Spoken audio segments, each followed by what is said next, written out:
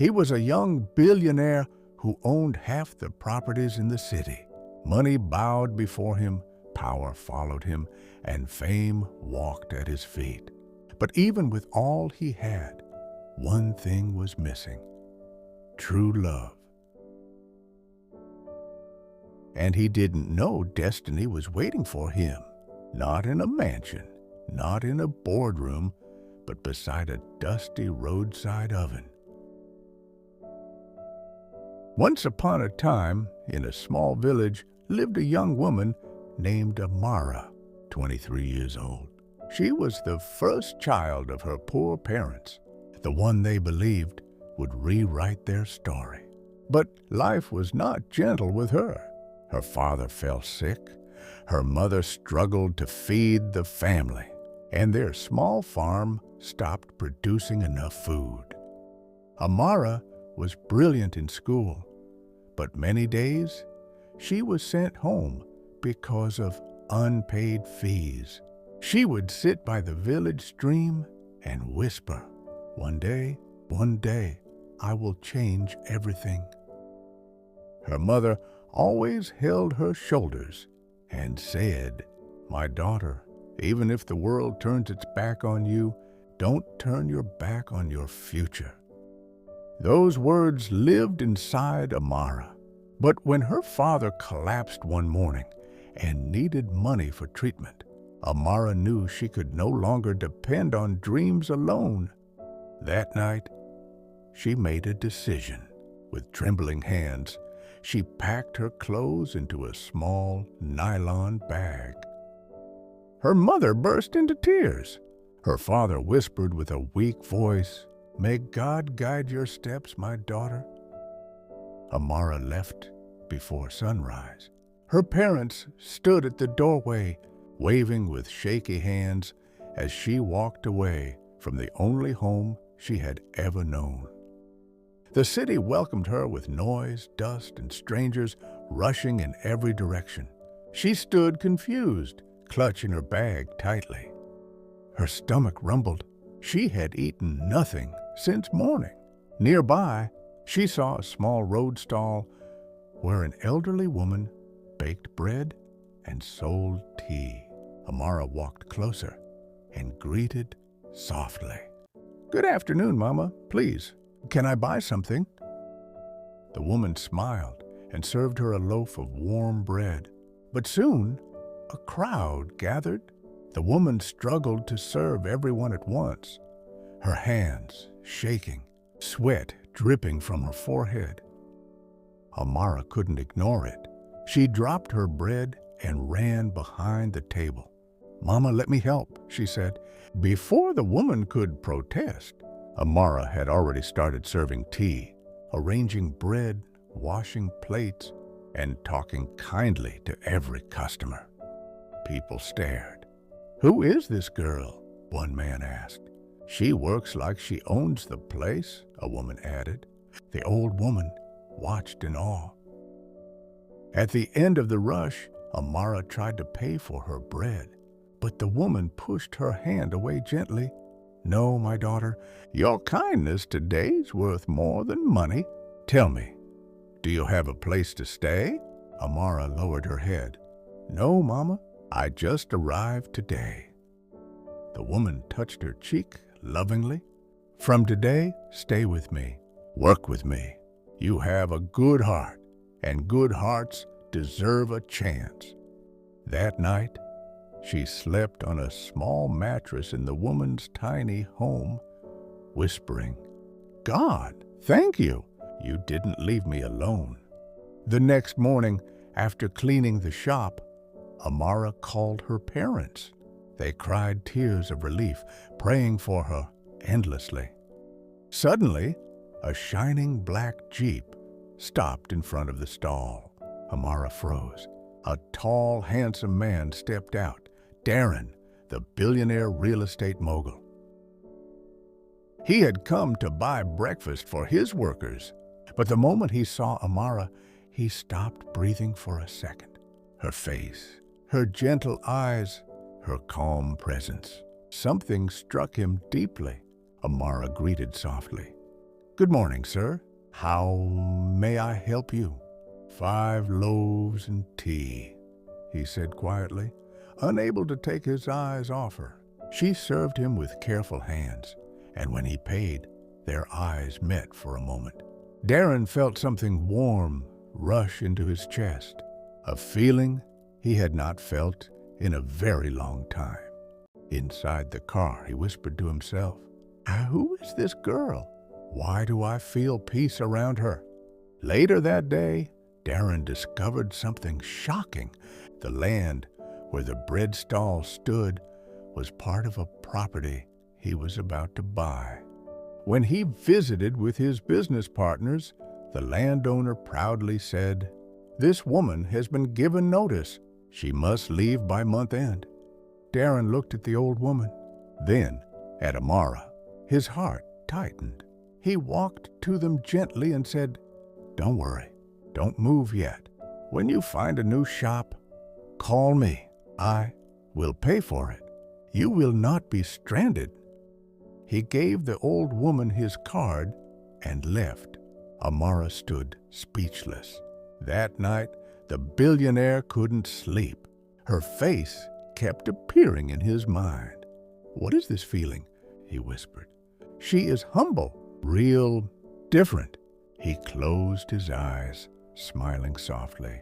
"I must see her again." And that was how the unexpected love story between Darren the billionaire and Amara the bread seller began. A storied destiny, wrote long before either of them knew. The next morning, Amara woke up before sunrise. She cleaned the shop, arranged the bread, boiled water for tea, and swept the front yard. The old woman, Mama Ife, watched her silently with a warm smile. "My daughter," she said softly, "you work with joy.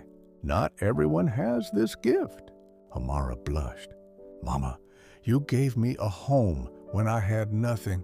This is the least I can do." Before Mama Ife could reply, the sound of a powerful engine echoed from the road. A black Jeep stopped right in front of the shop. Amara's heart skipped. It was him. Darren stepped out of the car wearing a simple white shirt. No suit, no bodyguards, just him. For a moment, he stood still, watching Amara as if she was the sunrise itself. Amara quickly bowed her head. "Good morning, sir."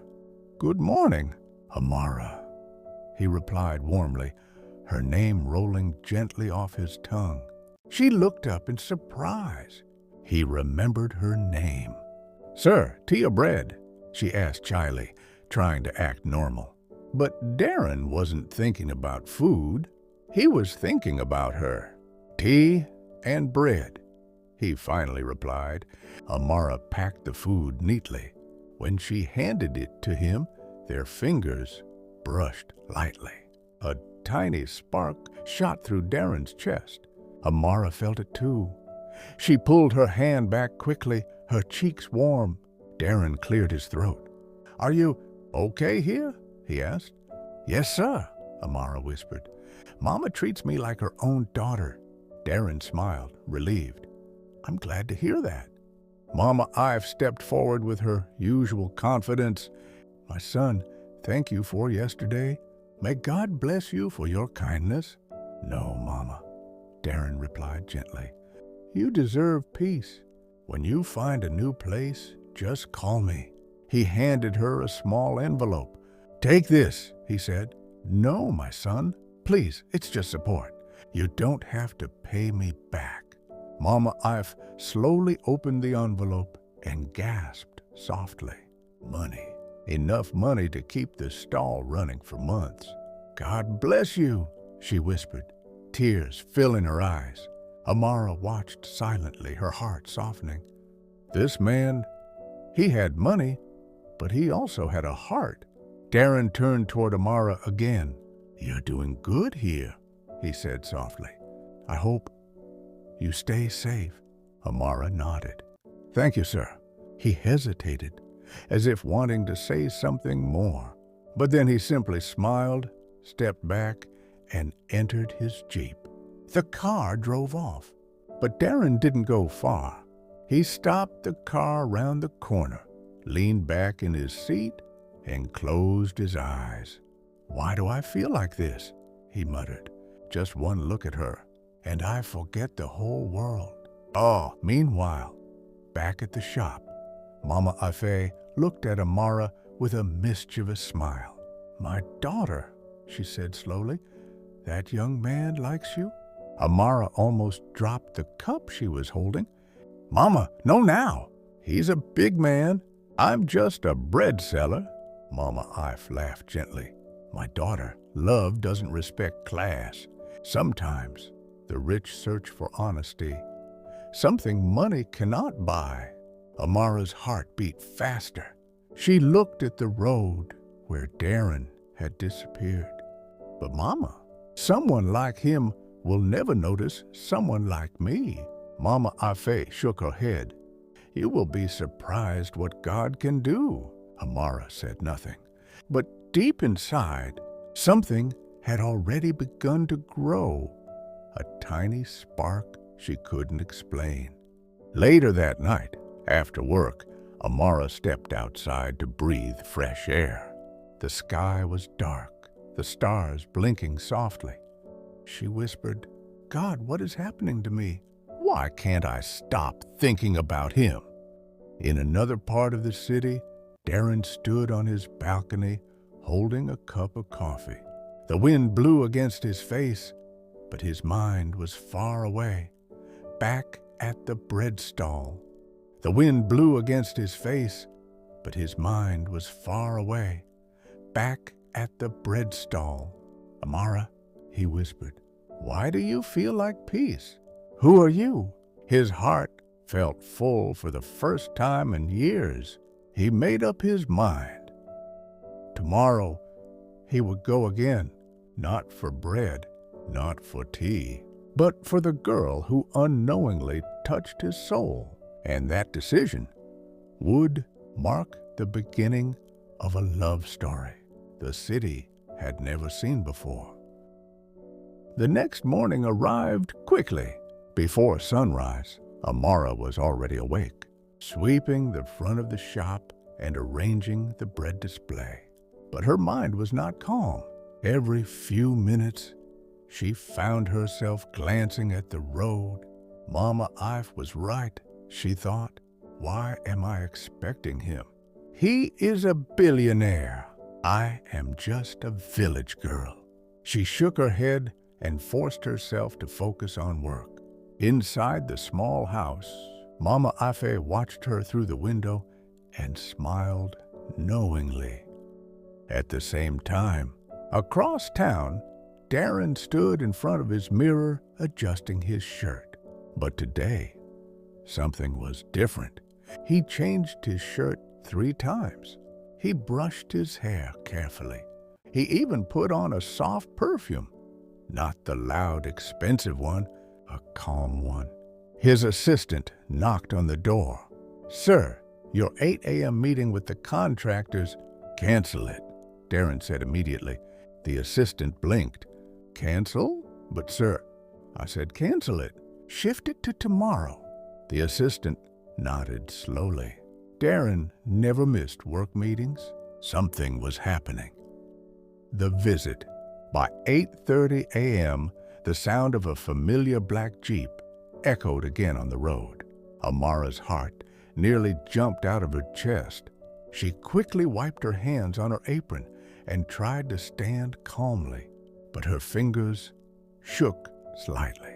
The car stopped. The door opened, and Darren stepped out. Calm, tall, gentle, and with a shy smile on his face. "Good morning, Amara," he said. Amara froze for a second. He used her name again. "Good morning, sir," she replied softly, her voice barely steady. Their eyes met, not for long, but long enough. Darren took a breath. He had been rehearsing what to say the whole night. I came to check on you and Mama," he said, "and to buy bread." Mama Ife stepped forward with a wide smile.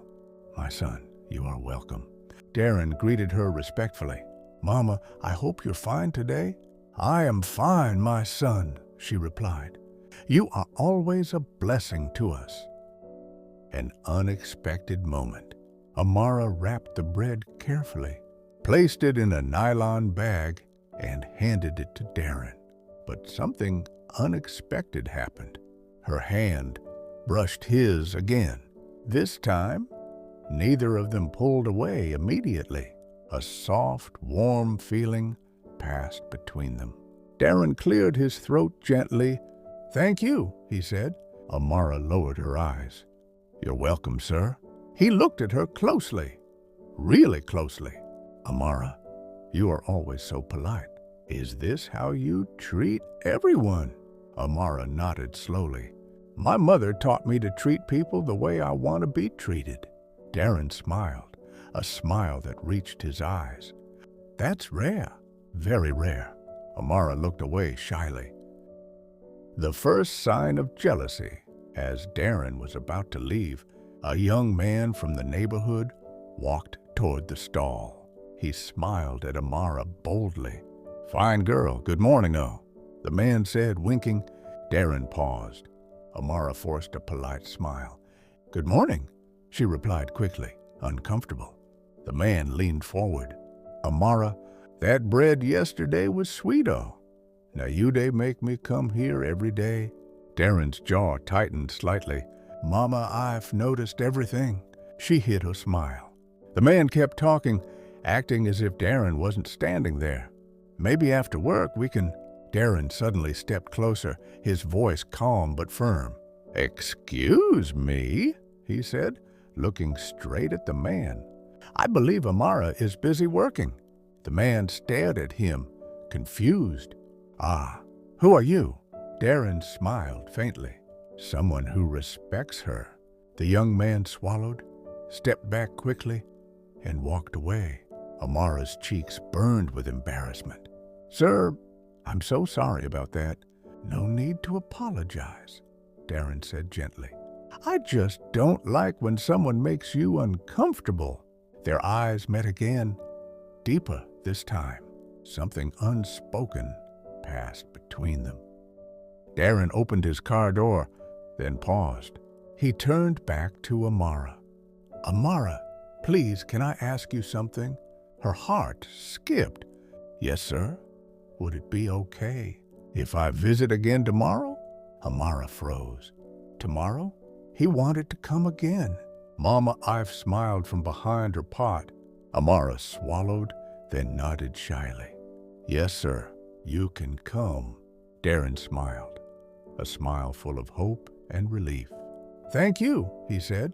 He entered his car and drove off slowly. But the moment he turned the corner, he whispered to himself, "I think I'm falling for her." That night, Amara lay in bed, staring at the ceiling. Her heart was beating too fast. "Mama," she whispered, "why is he coming back tomorrow? What does he want from me?" Mama Ive smiled. "He wants what every lonely heart wants, my daughter. Someone real, someone kind, someone who doesn't care about money." Amara covered her face in her pillow. "I'm afraid, Mama. What if this ends badly?" Mama Ife touched her shoulder gently. "My child, listen to me. Sometimes love begins in places we never expect." Darren sat by his window that same night, looking at the moon. His heart felt light for the first time in years. "Tomorrow, I will see her again," he thought, and that was the night. Both of them, from two different worlds, fell asleep thinking about each other. Neither knew fate was preparing a twist that would shake both their lives. The next morning, the sun was barely up when Darren arrived at the bread stall. But something felt wrong.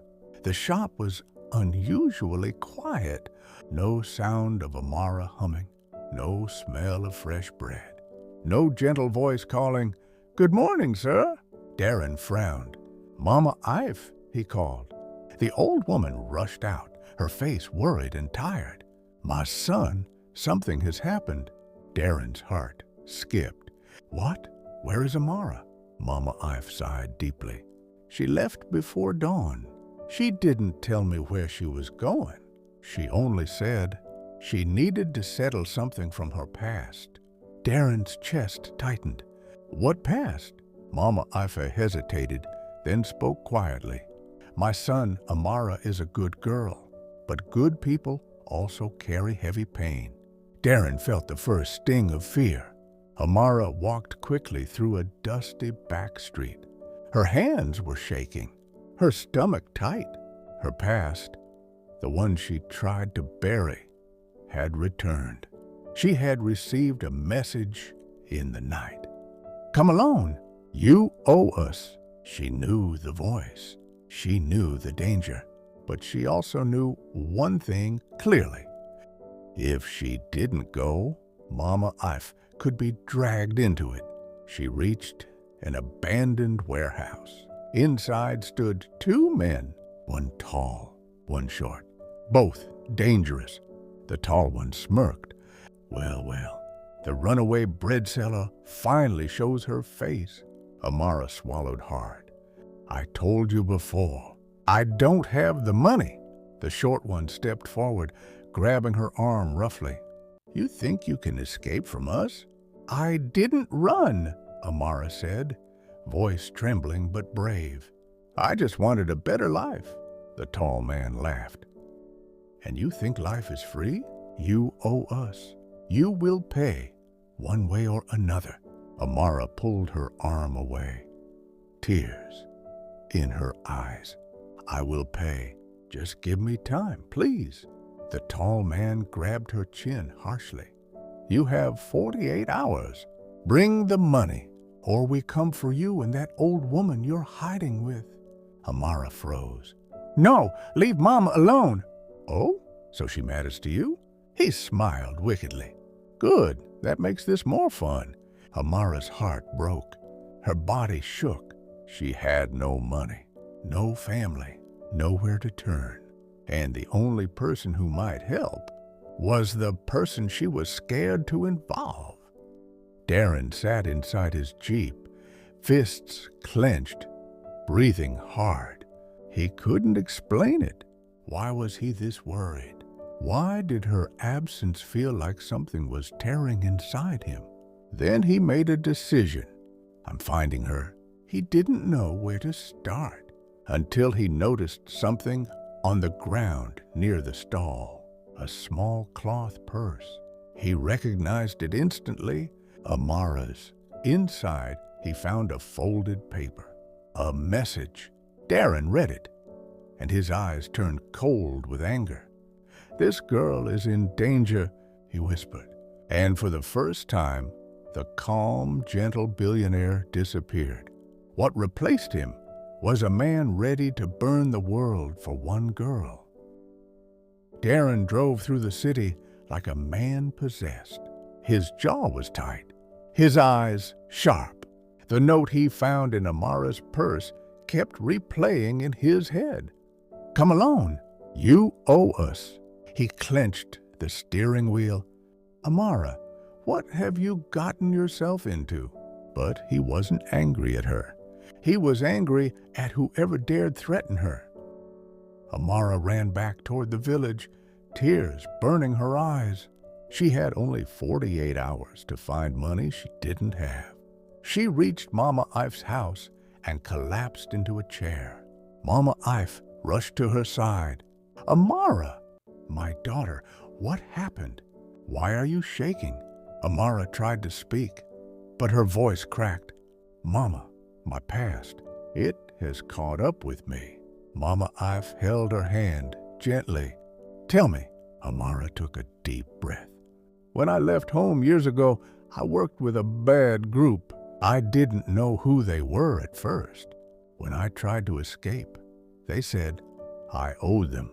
They promised to leave me alone, but now they're back." Mama Ife's eyes widened with worry. Before Mama Ife could reply, A loud engine sound stopped outside. Amara froze. She thought the men had returned. But when the door opened, it wasn't Danger. It was Darren.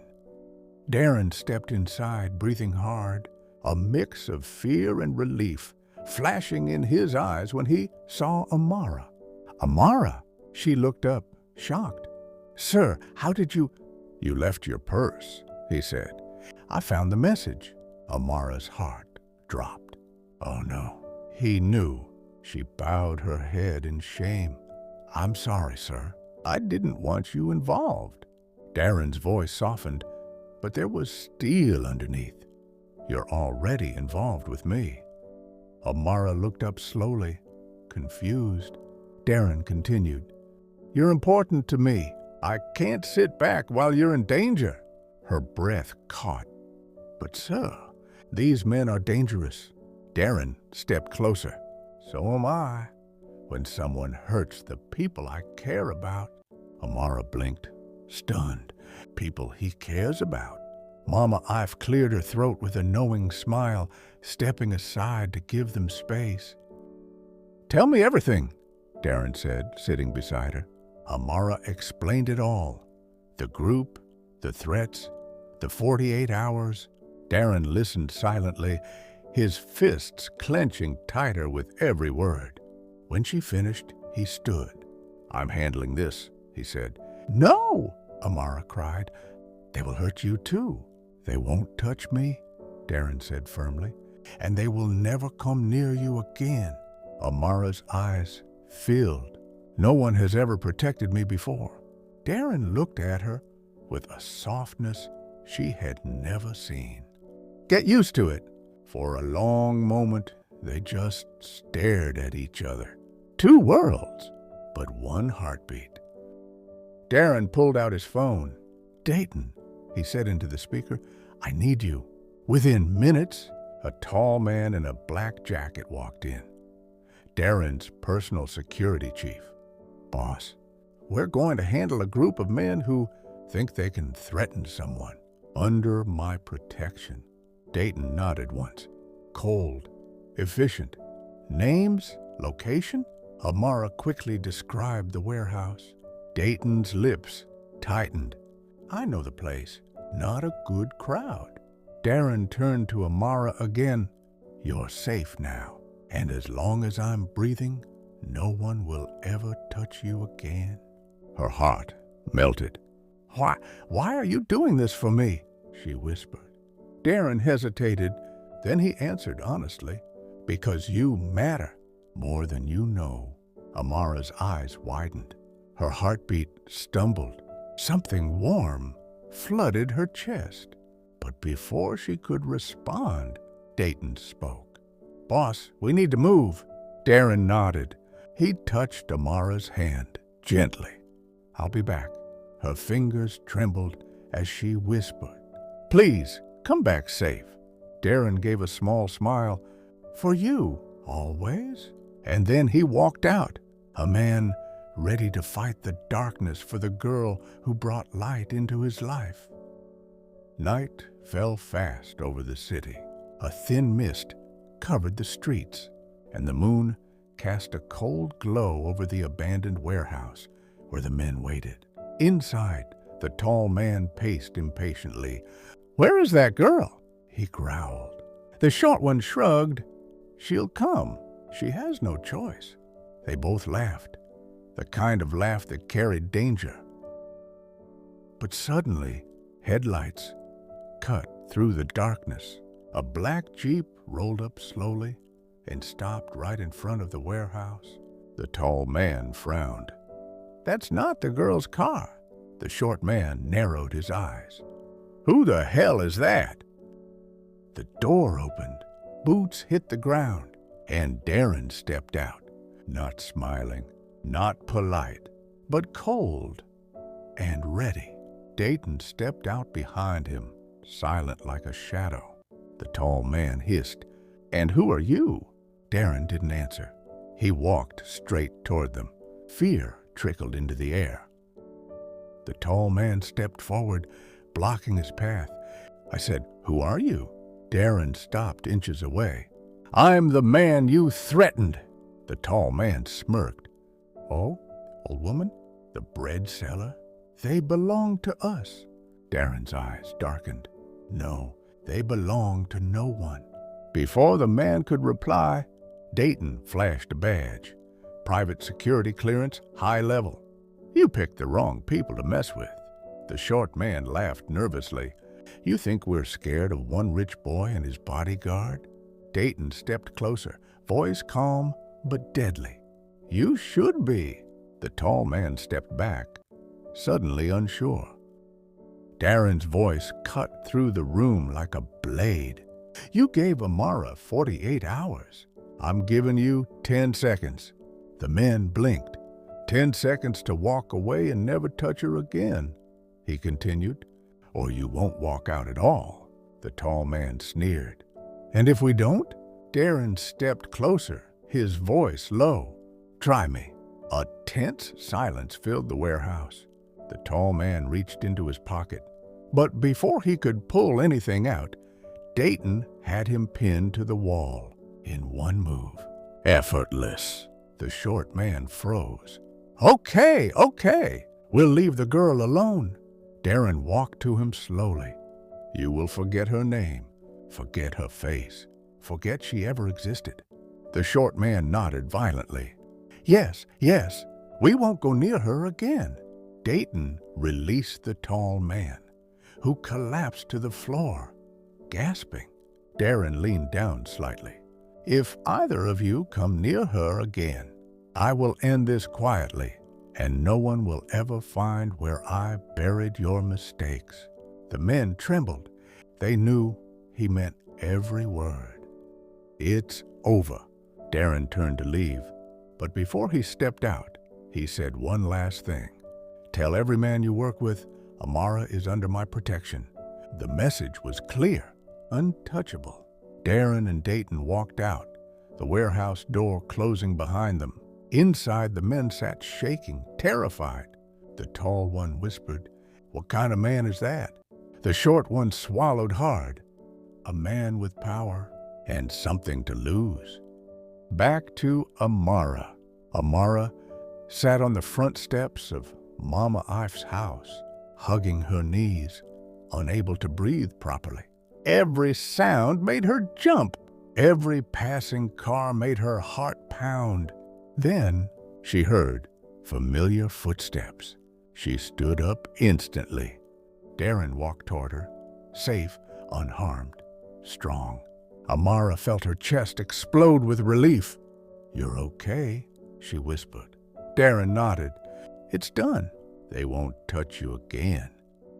Before she could stop herself, Amara rushed forward and hugged him tightly. Darren froze for half a second. Then his arms came around her, holding her gently but protectively. Amara's voice shook against his chest. Thank you. Darren whispered into her hair. "You're safe now." Mama Ife watched from the doorway, smiling knowingly. The night was quiet, but two hearts were no longer afraid. Something had changed between them. Something deep, something real, and neither of them could pretend otherwise anymore.